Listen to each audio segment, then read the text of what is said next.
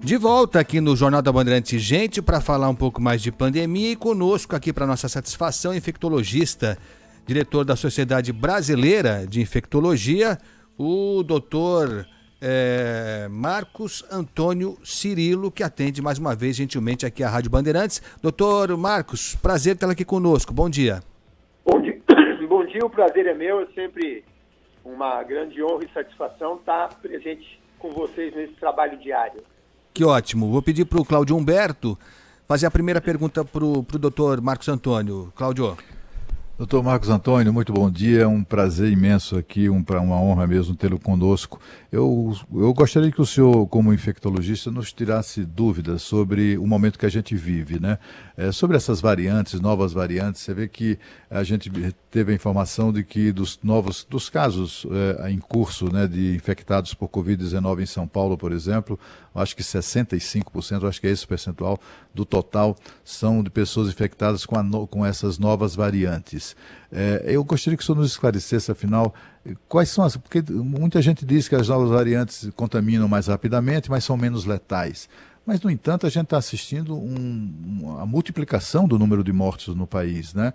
Isso tem muito a ver, é claro, também com o sistema hospitalar colapsado. Mas eu queria que o senhor explicasse isso, assim, o que é que diferencia esta pandemia que temos hoje da pandemia que tivemos na primeira fase da Covid-19 no ano passado?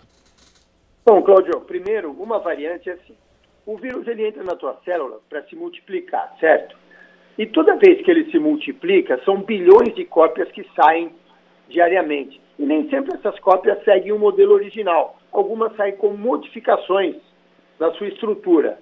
Então, essa modificação na estrutura vai te dar uma nova variante. E o que nós estamos vendo é que essas novas variantes, realmente, elas têm um poder de se conjugar mais as nossas células, principalmente células respiratórias, quer dizer, elas têm um poder de infectar mais, e enquanto ela infecta, ela também tem o poder de causar quadros clínicos mais arrastados, e a pessoa transmite mais, e jovens que têm, teoricamente, menos receptores do que os velhos, que conforme a idade vai passando, você vai tendo mais receptor na tua célula para o vírus, esses jovens também têm mais capacidade de serem infectados pelo vírus.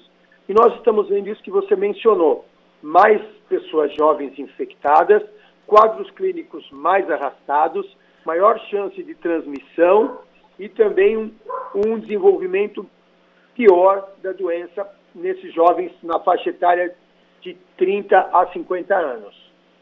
Doutor Marcos, a gente vive a pior fase mesmo, né? A gente está nessa realidade há um ano, vivendo a cada momento que passa uma fase mais crítica, com a esperança de que em algum momento a curva regrida. Mas os últimos números são trágicos mesmo, 307.326 óbitos, nas últimas 24 horas, o número recorde de 3.600 mortes. Vacina, a gente não tem previsão de algo para já, né? A gente estava falando sobre isso agora há pouco, são possibilidades, mas não há nenhuma definição de em que momento nós teremos realmente vacina na quantidade necessária. E as pessoas ainda resistem muito ao distanciamento, a gente está vendo isso inclusive nesse feriado prolongado. Então, como é que a gente sai dessa sinuca, doutor? Eu acho que você mencionou dois aspectos importantes, né? As vacinas, o mundo já vacinou perto de 300 milhões de pessoas.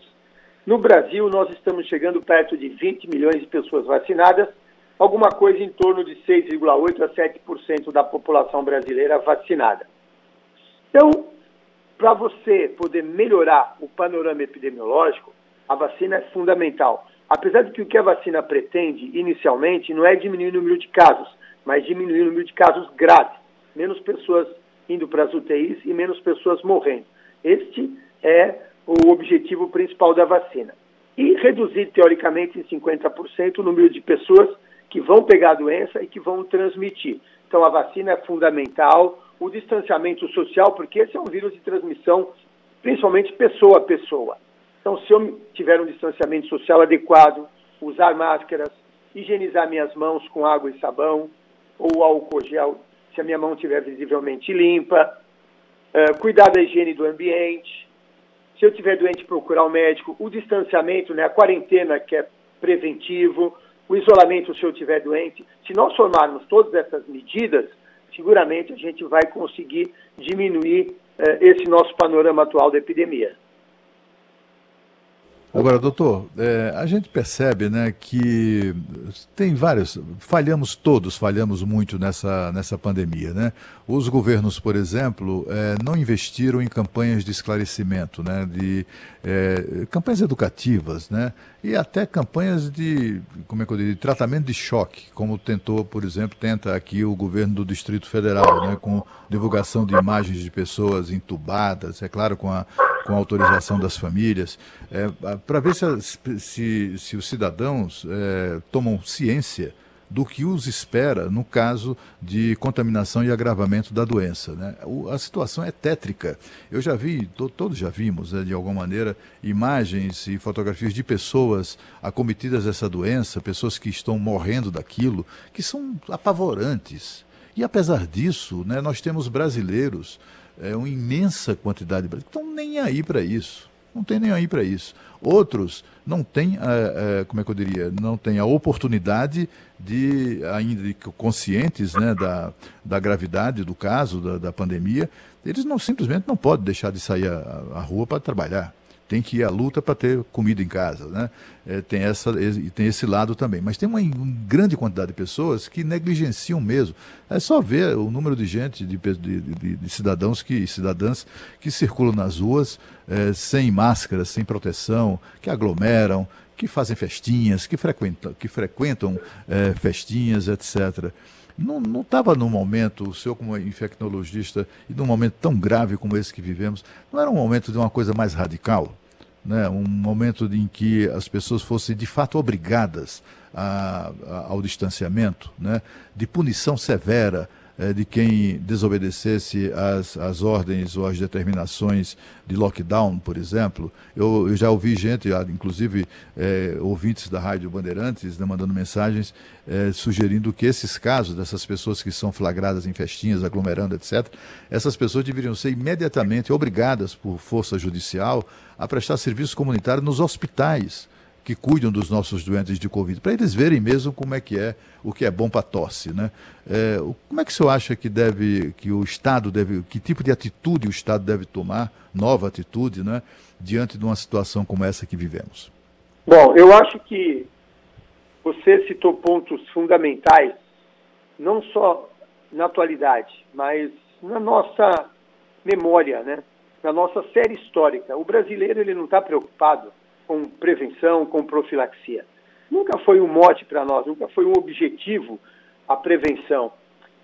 Lógico que o poder público tem feito um trabalho incansável, mas nós estamos vendo que nós não temos, né, ainda um jeito de prevenir as doenças, um jeito de tomar boas práticas. Isso não faz parte da nossa consciência, né?